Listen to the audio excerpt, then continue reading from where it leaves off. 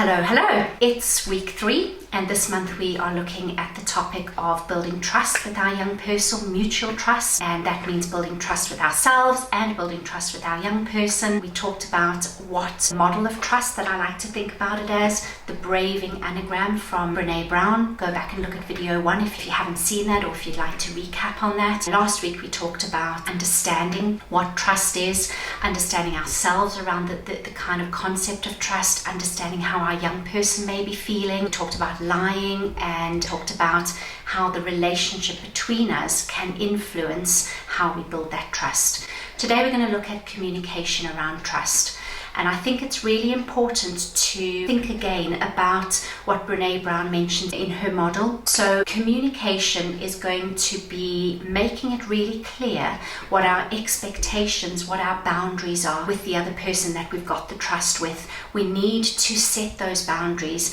Sometimes we have these boundaries in our head, we have these expectations in our head, and we never clearly communicate them to the other person.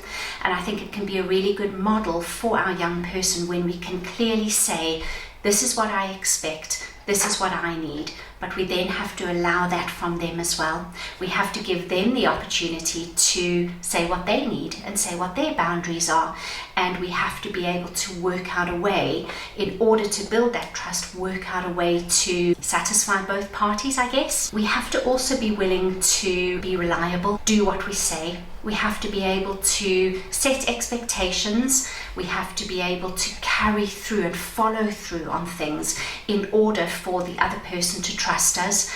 And again, we have to communicate to them that that's what we expect from them. We expect them to do what they're going to say. And I think this will be true for me. Sometimes you expect your child to follow through more than you expect yourself to follow through. Somehow we hold our child to almost a higher standard because we want to teach them that it's really important to do what you say. It's really important to follow through and to see things through to the end. Sometimes we almost make excuses for ourselves. Well, I couldn't do it then because I was busy, or I couldn't spend that time with you because I needed to go and see grandma. And we put in some kind of reasonable excuse that we feel is completely reasonable, but then we're not prepared to accept that from our young person. So we need to be really clear on how we're going to hold ourselves accountable in the same way that we're going to hold them accountable. Again, assuming best intentions. When trust is broken, I think it's really important to communicate that we weren't expecting things to go wrong, and we're not using trust in order to manipulate. I think often we can almost communicate to our young person.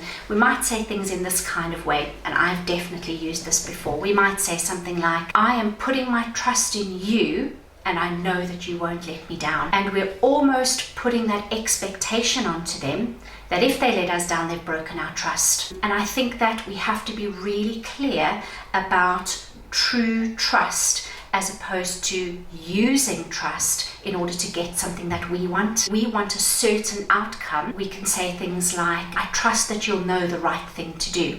Now that may be the right thing for us, but have we worked on that with our young person? Have we got their input on that? Or is it just us using the concept of trust to manipulate them into doing things the way we want them to do it? So I think it's really important to establish those things beforehand, so that when you say, I trust you, you're not doing it to achieve something for yourself or the way you want it achieved.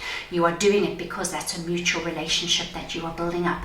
So communication is really important in this instance. And I think we have to acknowledge, and I would say speak openly with our child and our teenager, that trust will be stretched at times. Trust will be possibly broken at times, because none of us can 100% of the time maintain those expectations and be accountable. I think we have to prepare ourselves and them for the time when one of us is going to trip up. And that could be you and that could be them.